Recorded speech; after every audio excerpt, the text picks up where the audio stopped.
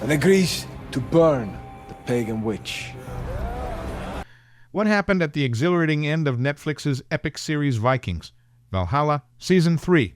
Our three primary protagonists, Freydis, Leif Erikson, and Harold Sigurdsson, had not adapted to each other as some had predicted until the final episode.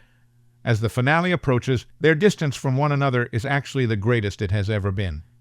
After fleeing Jomsborg, the Jeb Stewart-created series has sent Freydis back to her native Greenland, where she deals with her cunning father, Eric the Red. Leif, who is now more of an academic and philosopher, journeys throughout the world until meeting King Canute again at Kattegat, where he eventually tries to find a way into the new Western world. Regarding Harold, his fervor for dominance and Empress Elena have left him imprisoned in Constantinople, where he is falsely charged with the assassination of Emperor Romanos III.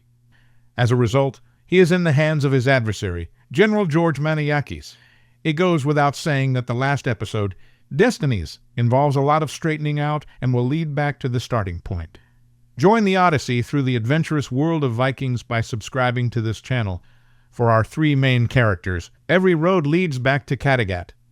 In Hardrada, the penultimate episode, Freydis has to deal with her father, Eric the Red, who kidnapped Harold Jr. out of desperation to feed his people on the desolate island of Greenland. Freydis wagers on him in combat and is willing to murder him, but she won't do it until her son is returned and secure. She stows away on a ship, returning to Kattegat in the end.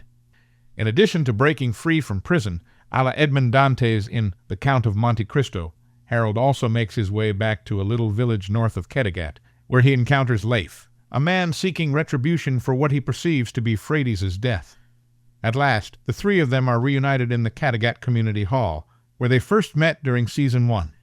In the season-ending conclusion, Freydis, Harold, and Leif will return to the Viking Empire's base following incredible adventures. Who takes the throne from the dying Canute in the end?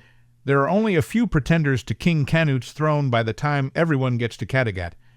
Canute wishes for his wife, Queen Emma of Normandy, to take on the role as he draws his last breath. Even now, Harold believes he is the finest person to lead the other Norsemen. Magnus Olafsson, the insane son of Olaf, poses the greatest threat. As he tries to stage a revolution, he murders Svein, the current king of Norway, and his mother, Queen Alfjifu. The elders consent when they decide that Magnus and Harold should rule Norway jointly. But Magnus insists on burning the pagan witch Freydis alive. He is seeking retribution for her killing his father at the close of Season 2. At first, Harold concurs, but nobody thinks that he or Leif will ever permit that to occur.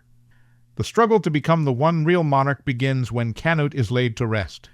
An explanation of Vikings-Valhalla's last scenes. Calling for the old gods to manifest themselves, Freydis is chained to a post that is going to be set ablaze.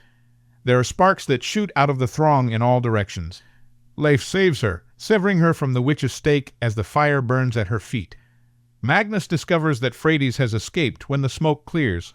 Concurrently, in London, the cunning Earl Godwin has executed his plot and positioned his own dummy beside Emma. Consistently composed as a cucumber, astute Queen Emma follows through with the scheme, awaiting the chance to confirm the desires of her late husband, Canute.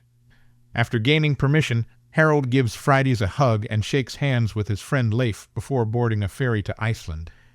After ensuring his friend's safety outside Kattegat, Harold locks Magnus in for his heinous coup attempt. Then Harold invites every Viking present in the hall to contest his authority. No one does. After receiving the king's helmet, he introduces himself as Harald Hardrada, the king of Norway.